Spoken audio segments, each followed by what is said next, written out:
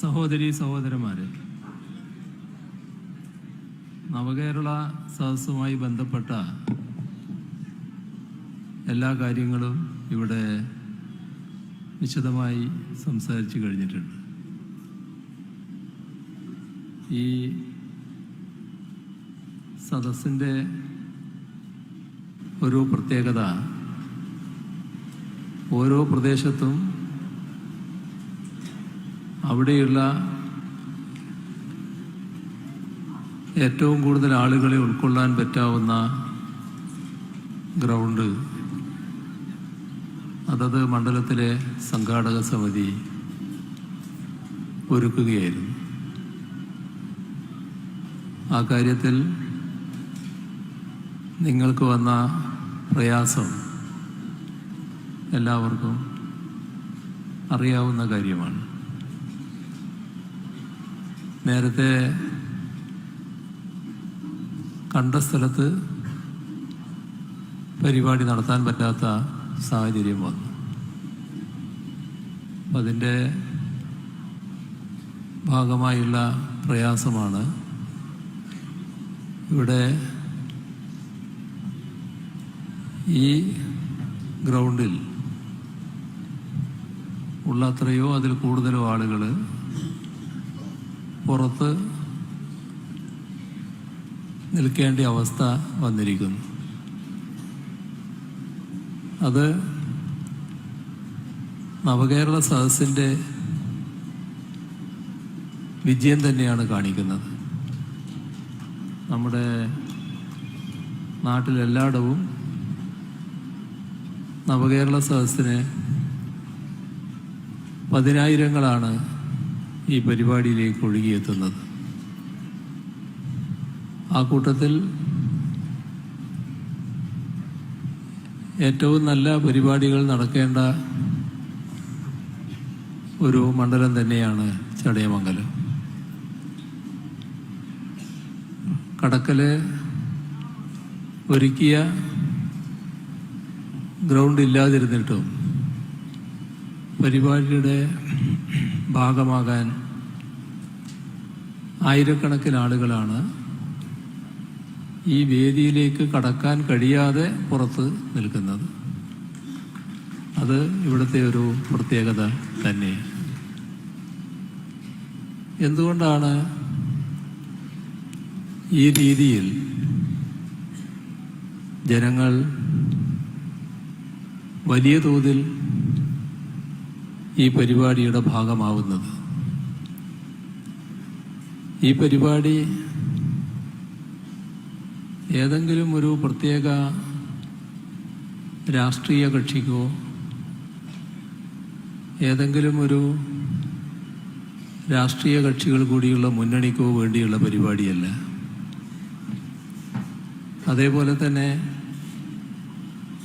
ഏതെങ്കിലും ഒരു രാഷ്ട്രീയ കക്ഷിക്കോ ഏതെങ്കിലും ഒരു മുന്നണിക്കോ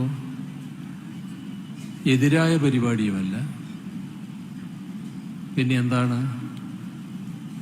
ഇത് നാടിനു വേണ്ടിയുള്ള പരിപാടിയാണ്, ജനങ്ങൾക്കാകെ വേണ്ടിയുള്ള പരിപാടിയാണ്, നാടിൻ്റെ ഭാവിക്ക് വേണ്ടിയുള്ള പരിപാടിയാണ്, നമ്മുടെ കുഞ്ഞുങ്ങൾക്ക് വേണ്ടിയുള്ള പരിപാടിയാണ്. അതാണ് ഇതിൻ്റെ പ്രത്യേകത. ഇപ്പം നമ്മുടെ നാട് ഇന്നെത്തി നിൽക്കുന്ന അവസ്ഥയുണ്ട്. അത് സാധാരണയിൽ കവിഞ്ഞ രീതിയിൽ തന്നെ നമുക്ക് നേട്ടങ്ങൾ നേടാനായിട്ടുണ്ട്. അതിൻ്റെ ഭാഗമായി നല്ല തോതിൽ നമ്മുടെ നാടിനെ വിവിധ മേഖലകളിൽ മുന്നോട്ട് പോകാനുമായിട്ടുണ്ട്. ഒരു കാലത്ത് നാട് വലിയ തിരിച്ചടി നേരിട്ട നാടായിരുന്നു. അതിന് കാരണം നാടിൻ്റെ അഭിവൃദ്ധിക്കുതകുന്ന ജനങ്ങളെ കണ്ടുകൊണ്ടുള്ള ഒരു നയമായിരുന്നില്ല ആ കാലത്ത് നടപ്പാക്കിയത്. ഒരു 5 വർഷം കൊണ്ട് ഒരു നാടിനെ എത്ര ഭീമമായ തകർച്ചയിലേക്ക് എത്തിക്കാൻ കഴിയും എന്നതിൻ്റെ പ്രത്യക്ഷ തെളിവായിരുന്നു 2011 മുതൽ 16 വരെയുള്ള കേരളം. എന്തുകൊണ്ടാണ് അത്ര കനത്ത തിരിച്ചടി നമ്മുടെ ഈ കേരളത്തിന് ഏൽക്കേണ്ടി വന്നത്? അത് ആ കാലത്ത് അധികാരത്തിലുണ്ടായിരുന്ന കേന്ദ്ര ഗവൺമെൻറ്റുകൾ നടപ്പാക്കിയ അതേ നയമാണ് ഇവിടെയുള്ള UDF ഗവൺമെൻറ് നടപ്പാക്കിയത്. എല്ലാറ്റിൻ്റെയും പ്രത്യേകത ജനവിരുദ്ധമായിരുന്നു. ജനവിരുദ്ധമായ നയം കേന്ദ്രവും സംസ്ഥാനവും ഒരേ രീതിയിൽ നടപ്പാക്കിയപ്പോൾ നമ്മുടെ സംസ്ഥാനത്തിന് വലിയ തകർച്ചയാണ് സംഭവിച്ചത്. ആ കാലയളവ് 2 കേന്ദ്ര ഗവൺമെൻറ്റുകൾ അധികാരത്തിലുണ്ടായിരുന്നു. ഒന്ന് മൻമോഹൻ സിംഗിൻ്റെ ഗവൺമെൻറ്, അടുത്തത് നരേന്ദ്രമോദി പ്രധാനമന്ത്രിയായിട്ടുള്ള ഗവൺമെൻറ്. ഈ 2 ഗവൺമെൻറ്റും നടപ്പാക്കിയത് രാജ്യത്താകെ ആഗോളവൽക്കരണ നയമായിരുന്നു. അതിൻ്റെ ഭാഗമായി നടപ്പാക്കിയ സാമ്പത്തിക നയം അത് പാവപ്പെട്ടവരെ കൂടുതൽ പാപ്പരീകരിക്കുന്നതും സമ്പന്നരെ അതിസമ്പന്നരാക്കുന്നതുമായിരുന്നു. ഇതിൻ്റെ ചൂട് പിടിച്ചാണ് കേരളത്തിൽ UDF പ്രവർത്തിച്ചത്. UDFിൻ്റെ തനതായ ജനവിരുദ്ധ സ്വഭാവവും അതോടൊപ്പം മൂത്തുയർന്നു. അങ്ങനെ വന്നപ്പോൾ നാടിന് വലിയ തോതിലുള്ള തകർച്ചയാണ് സംഭവിച്ചത്. ആ തകർച്ച ജനങ്ങൾ കടുത്ത നിരാശയിലേക്ക് എത്തിച്ചു. ഇനി നാട് രക്ഷപ്പെടുമോ എന്ന് ചിന്തിച്ചവർ വരെ നമ്മുടെ നാട്ടിലുണ്ടായി. ആ ഘട്ടത്തിലാണ് LDF സർക്കാർ അധികാരത്തിൽ വരികയാണെങ്കിൽ ഇന്ന കാര്യങ്ങളൊക്കെ ഞങ്ങൾ ചെയ്യും, കേരളത്തെ പൂർണ്ണമായും പുനർനിർമ്മിക്കും എന്ന വാഗ്ദാനത്തോടെ LDF ജനങ്ങളെ സമീപിച്ചത്. അത് ജനങ്ങളിൽ നല്ല പ്രതീക്ഷ ഉണർത്തി. അതിൻ്റെ ഭാഗമായി LDF ജനങ്ങൾ സ്വീകരിക്കുന്ന നിലയുണ്ടായി. LDFിനെ അധികാരത്തിലേറ്റി. അധികാരത്തിലേറിയ ഗവൺമെൻറ് ജനങ്ങളുടെ പ്രതീക്ഷക്കനുസരിച്ചുള്ള കാര്യങ്ങൾ നിർവഹിക്കാൻ നോക്കി. നമുക്കറിയാം, ആ ഘട്ടത്തിൽ വലിയ തോതിലുള്ള ദുരന്തങ്ങൾ നമുക്ക് ഏറ്റുവാങ്ങേണ്ടി വന്നു. ഓക്കിയും നിപ്പായും 2018 നൂറ്റാണ്ടിലെ മഹാപ്രളയവും അതിൻ്റെ തൊട്ടു പിന്നാലെയുള്ള അതിരൂക്ഷമായ കാലവർഷക്കെടുതിയും അതോടൊപ്പം തന്നെ ഒട്ടും ഇടവേളയില്ലാതെ 2 വർഷം ലോകത്തെ വിറങ്ങലിപ്പിച്ച കോവിഡ് മഹാമാരി, ഇതെല്ലാം ഒരു നാടിനെ തകർത്ത് കളയാൻ മാത്രം പര്യാപ്തമായതായിരുന്നു. ആ ഘട്ടത്തിൽ നമുക്ക് സഹായം ലഭിക്കേണ്ട കേന്ദ്രങ്ങളിൽ നിന്ന് സഹായമല്ല ലഭിച്ചത്, ആവശ്യത്തിലധികം ഉപദ്രവമായിരുന്നു. മഹാപ്രളയം നാടിനെ തകർത്തെറിയുമ്പോൾ അതുമായി ബന്ധപ്പെട്ട് ഒരു സഹായവും ലഭിച്ചില്ല. സഹായിക്കാൻ തയ്യാറായവരെയും സഹായിക്കാൻ അനുവദിച്ചില്ല. പ്രത്യേകമായ പകയോടെ കേരളത്തെ സമീപിക്കുന്ന നിലയാണ് കേന്ദ്ര സർക്കാർ സ്വീകരിച്ചത്. ആ സമയം മറ്റൊരു പ്രത്യേകതയും നമ്മുടെ നാട്ടിലുണ്ടായി. സാധാരണ ഇത്തരം ദുരന്തങ്ങൾ ഉണ്ടാകുമ്പോൾ നാടാകെ ഒന്നിച്ചു നിന്നാണ് അതിനെ നേരിടുക. ഇവിടെ തീർത്തും വ്യത്യസ്തമായ സമീപനം കേരളത്തിലെ പ്രതിപക്ഷം കോൺഗ്രസും UDFും സ്വീകരിച്ചു. കേന്ദ്ര സർക്കാർ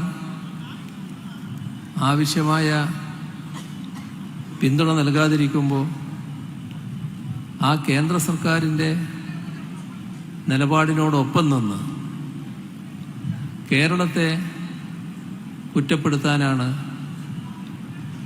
ഈ പ്രതിപക്ഷം ശ്രമിച്ചത്. അതേസമയം നമ്മുടെ സംസ്ഥാനത്തിൻ്റെ പൊതുവികാരമനുസരിച്ച് കേന്ദ്രം ചെയ്യുന്ന തെറ്റായ കാര്യങ്ങൾ, അതിനെതിരെ പ്രതികരിക്കാൻ ഇവർ തയ്യാറായതുമില്ല. ഒന്നും BJPക്കെതിരെ പറയരുത് എന്ന നിർബന്ധത്തോടെയാണ് കോൺഗ്രസ് നീങ്ങിയത്. ഇത് നമ്മുടെ നാടിനെ അനുഭവിക്കേണ്ടി വന്ന ഏറ്റവും വലിയ ദുരവസ്ഥയാണ്. അതേസമയം നമ്മുടെ നാടിനെതിരായ നിലപാട് കൈക്കൊള്ളാൻ ഒരു പ്രയാസവും ഈ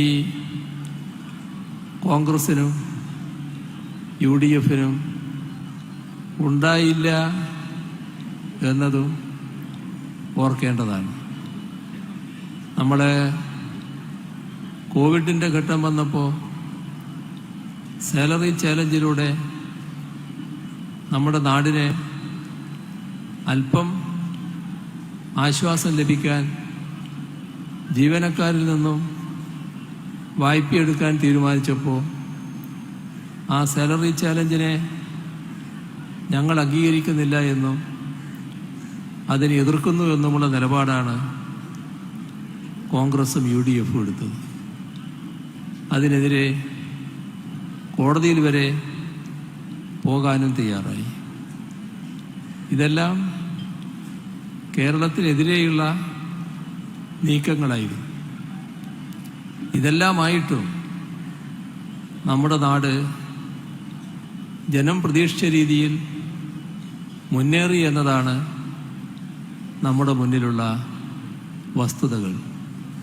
പ്രകൃതി ദുരന്തമുണ്ടായി, സഹായിക്കാൻ കേന്ദ്ര ഗവൺമെൻറ് സന്നദ്ധമായില്ല. ആകാവുന്നത്ര ഉപദ്രവങ്ങൾ കേന്ദ്ര ഗവൺമെൻറ് ഭാഗത്തുണ്ടായി. അതോടൊപ്പം പ്രതിപക്ഷം കേരളത്തിൻ്റെ പ്രശ്നങ്ങൾ മനസ്സിലാക്കി ആ പ്രശ്നങ്ങളോടൊപ്പം നിൽക്കാതെ കേരളത്തെ ഉപദ്രവിക്കുന്ന കേന്ദ്ര ഗവൺമെൻറ്റിനെ ന്യായീകരിക്കത്തക്ക മനസ്സോടെയാണ് കാര്യങ്ങൾ നീക്കിയത്. ഇതെല്ലാമായിട്ടും നമ്മുടെ നാട് നല്ല നിലക്ക് തന്നെ പുരോഗതി പ്രാപിച്ചു എന്നതാണ് നമ്മുടെ പ്രത്യേകത. ആ പുരോഗതിയുടെ വ്യത്യസ്ത മേഖലകളിലേക്ക് ഇപ്പോൾ കടന്നു പോകുന്നില്ല.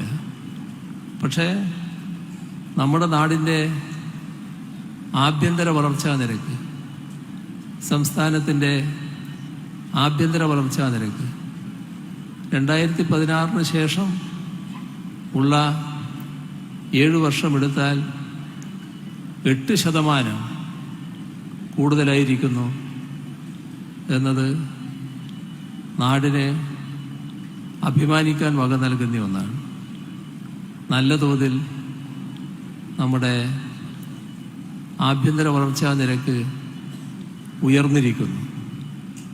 അതേസമയം നമ്മുടെ തനത് വരുമാനം, കേരളത്തിൻ്റെ തനത് വരുമാനം 2016 താരതമ്യപ്പെടുത്തിയാൽ 2016 നിന്ന് ഇപ്പോഴത്തേക്ക് എത്തുന്ന 7 വർഷത്തെ അനുഭവമെടുത്താൽ നമ്മുടെ നാടിൻ്റെ തനത് വരുമാനം ഭീമമായ തോതിൽ വർദ്ധിപ്പിക്കാൻ നമുക്ക് കഴിഞ്ഞു.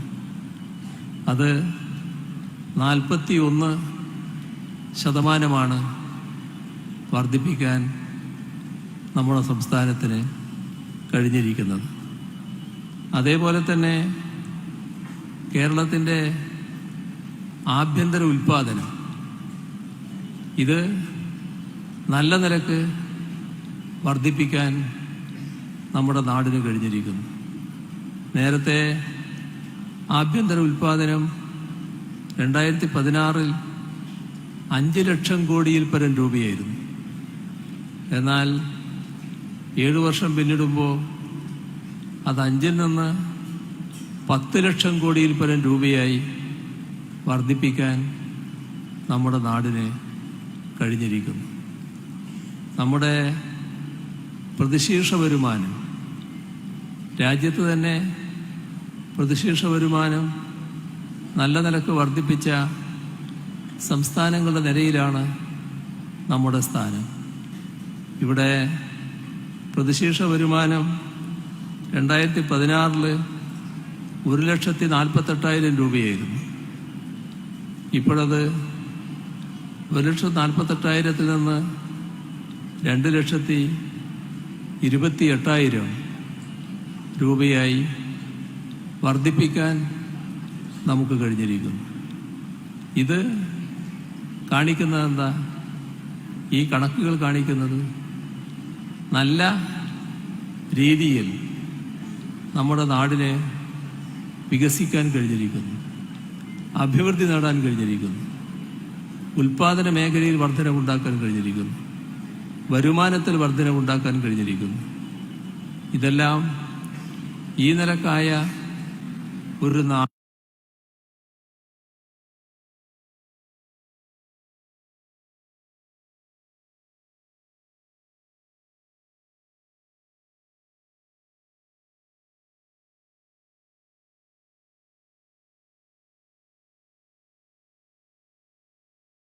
നാടിന്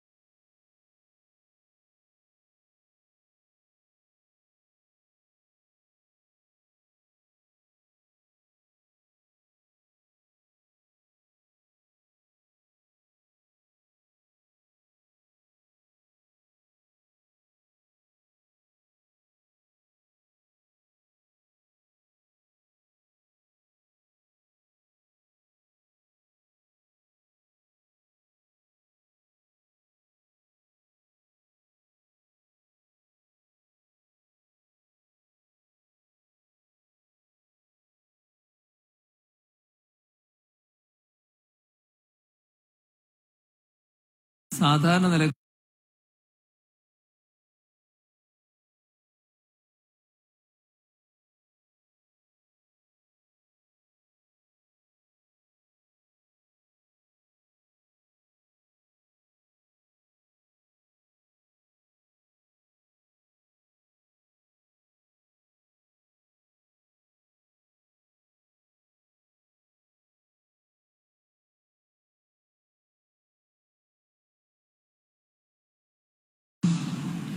കേരളം പോലൊരു സംസ്ഥാനം പണം കയ്യിലില്ലാതെ ബുദ്ധിമുട്ടട്ടെ എന്നുള്ളത് തന്നെ.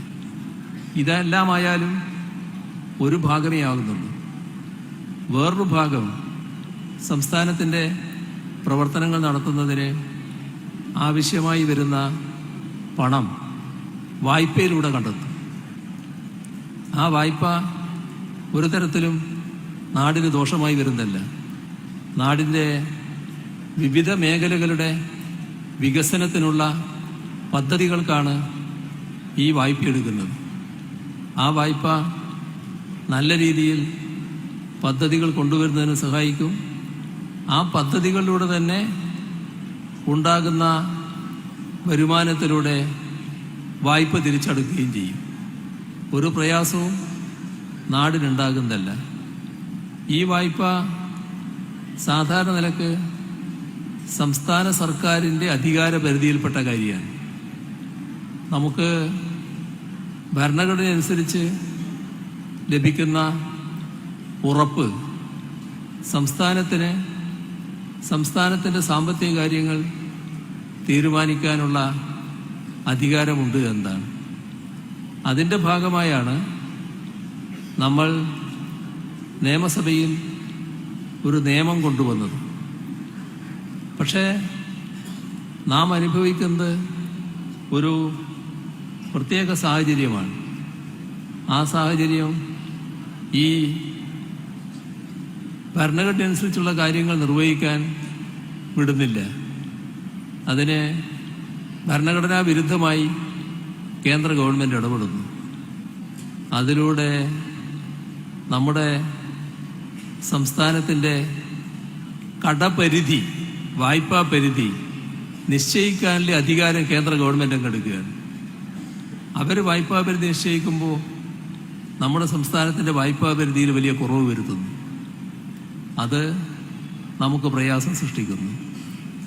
എന്നാൽ കുറവ് വരുത്തിയ ആ വായ്പാ പരിധിയിലുള്ള സംഖ്യയും എടുക്കാൻ പറ്റില്ല. കിഫ്ബിക്കും നമ്മുടെ സാമൂഹ്യക്ഷേമ പെൻഷൻ കമ്പനിക്കുമെല്ലാം അവരെടുക്കുന്ന വായ്പ സംസ്ഥാന സർക്കാരിൻ്റെ വായ്പയായി പരിഗണിക്കുമെന്ന അറിയിപ്പ് വന്നിരിക്കുന്നു. അതിൻ്റെ ഭാഗമായി നമ്മുടെ സംസ്ഥാനത്തിൻ്റെ കടമെടുക്കാനുള്ള അതിൻ്റെ ഭാഗമായി കിട്ടുന്ന വരുമാനത്തിൽ വലിയ കുറവ് വരുന്നു. ചുരുക്കത്തിൽ എത്രയാ കുറവ്? ഇതിൻ്റെ എല്ലാം ഭാഗമായി നമ്മുടെ കയ്യിലെത്തേണ്ട സംഖ്യയിൽ വരുന്ന കുറവ് എത്രയാ?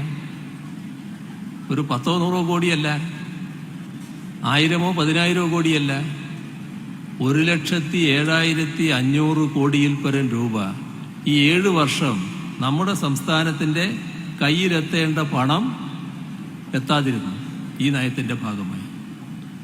എങ്ങനെ നമ്മുടെ നാടിന് മുന്നോട്ട് പോകാൻ പറ്റും? ഇതാണ് പ്രശ്നം. ഇത് നാടിൻ്റെ, രാജ്യത്തിൻ്റെ ഫെഡറൽ തത്വത്തിന് ലംഘനമാണ്. അതുകൊണ്ടാണ് സംസ്ഥാനം ബഹുമാനപ്പെട്ട സുപ്രീം കോടതിയെ സമീപിച്ചത്. പ്രതിപക്ഷത്തോട് ഞങ്ങൾ പറഞ്ഞു, നമ്മൾ തർക്കിക്കേണ്ട സമയമല്ല ഇത് നാടിൻ്റെ പ്രശ്നം ഒന്നിച്ച് നേരിടേണ്ട സമയമാണ്. നിങ്ങൾ സഹകരിക്കണം. ഏതെങ്കിലും പ്രശ്നം ചർച്ച ചെയ്യാനുണ്ടെങ്കിൽ ഞങ്ങൾ സന്നദ്ധമാണ്, നമുക്ക് ചർച്ച ചെയ്യാം. നിങ്ങൾ യോജിക്കാൻ തയ്യാറാകണം. പക്ഷേ ഉടനെ വന്നു പ്രതികരണം. ആ പ്രതികരണം എന്താ?